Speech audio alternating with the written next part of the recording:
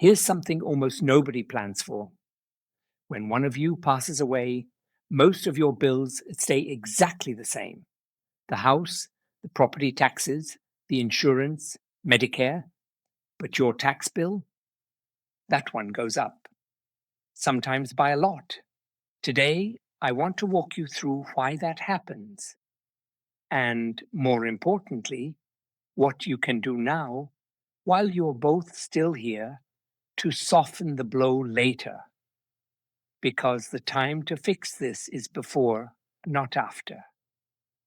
This is Frank and Carol Carter, both in their 70s, both retired.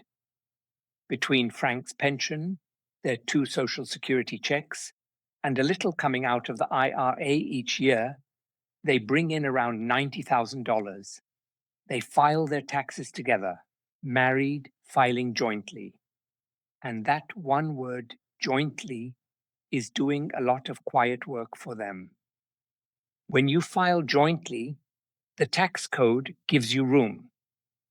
In 2026, a married couple where both are over 65 gets a standard deduction of about $35,500 right off the top, and the brackets are wide.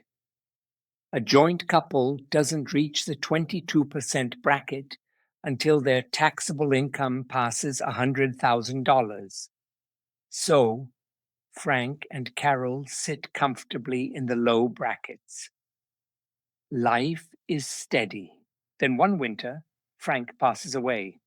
Now, for the year he dies, the IRS still lets Carol file jointly one last time. A small kindness in a hard year. But the very next year, everything changes. Carol is now a single filer. Same house, same accounts, almost the same income.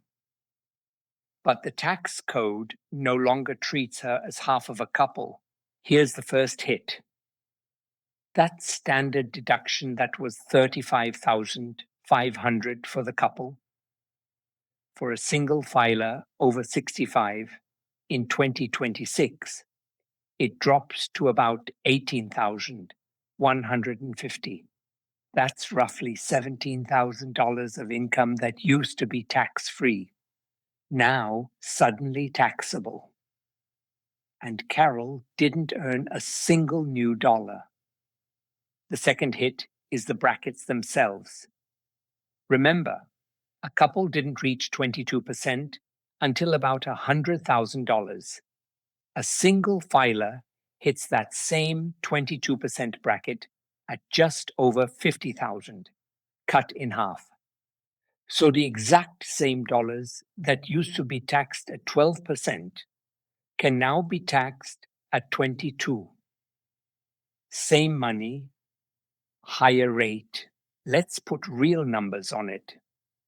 Say that after Frank passes, Carol's income only drops a little, from about $90,000 to $78,000.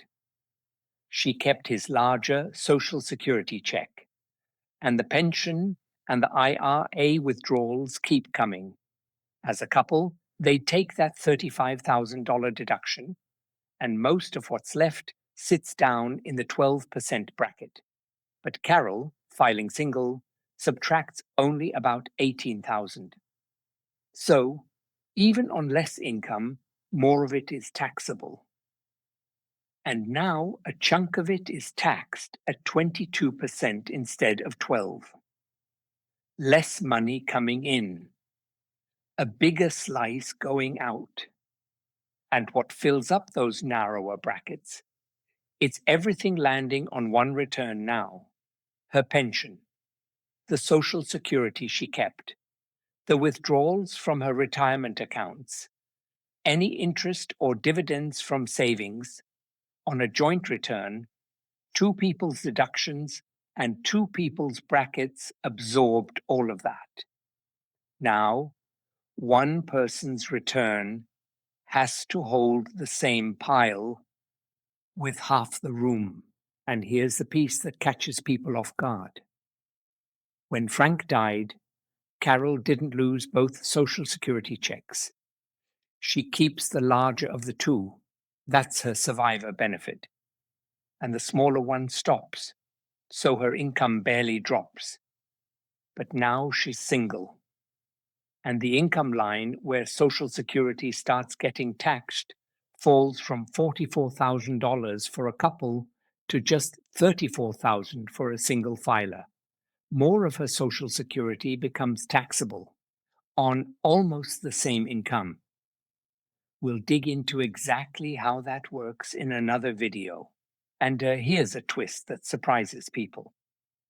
When Frank died, Carol didn't just keep his Social Security, she also rolled his IRA into her own. So now she's sitting on both retirement accounts combined. And the required withdrawals, the RMDs, are figured on that bigger balance.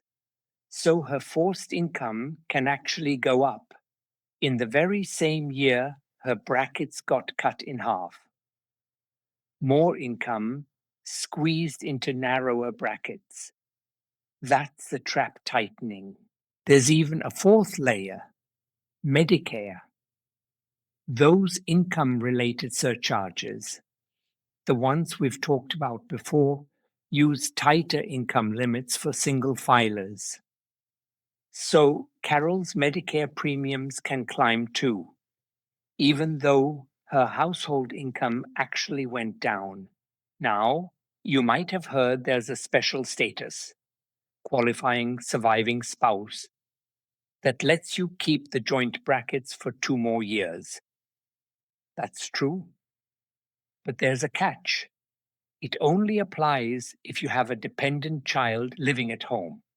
For most retired couples, the kids are long grown.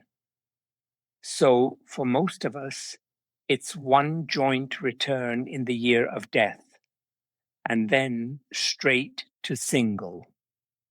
So step back and look at what just happened. Less money coming in, a bigger tax bill going out, at the hardest possible moment in a person's life. And because women tend to outlive men by several years, this lands on widows far more often than widowers. It's quiet, it's automatic, and almost no one sees it coming. Here's the good news. This one you can actually plan around, but only while you're both still here. So let me give you the main lever. The big one is Roth conversions. While you're both alive, you're sitting in those wide joint brackets. That's the cheapest time you will ever have to move money out of a traditional IRA and into a Roth. You pay some tax now at the low joint rate, but then that money grows tax-free.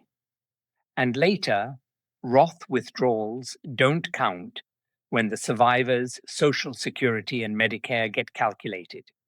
You're prepaying tax at the low rate today, so the survivor isn't stuck paying at the high rate tomorrow.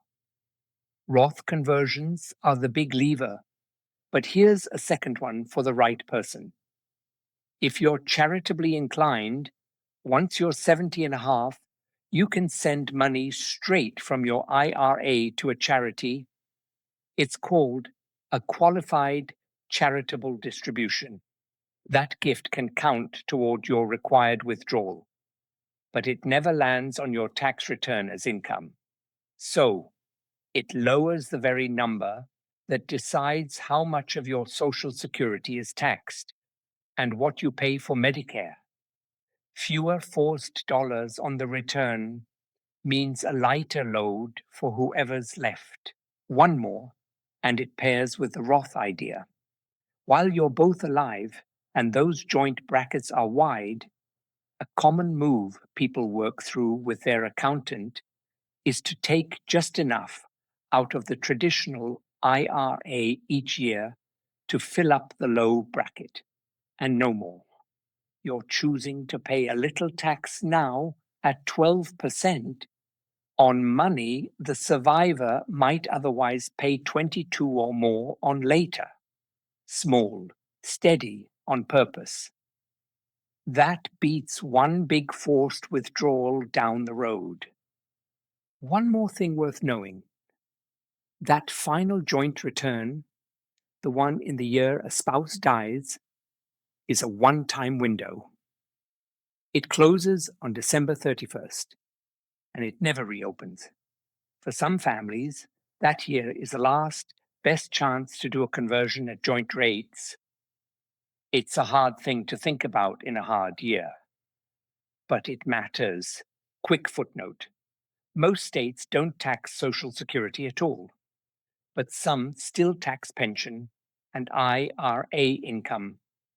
And that same jump from joint to single can push a survivor into a higher state bracket too. So when you plan, check how your own state treats retirement income. One more reason to look ahead while you both still can. So let's bring it home.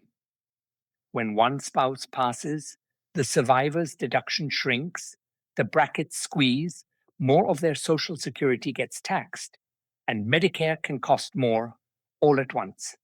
The tool that softens it is moving money onto tax-free ground ahead of time while you're both here and the brackets are still wide.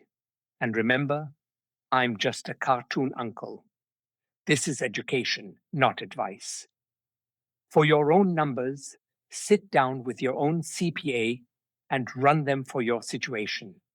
If this helped and you think it might help someone you love, share it with them.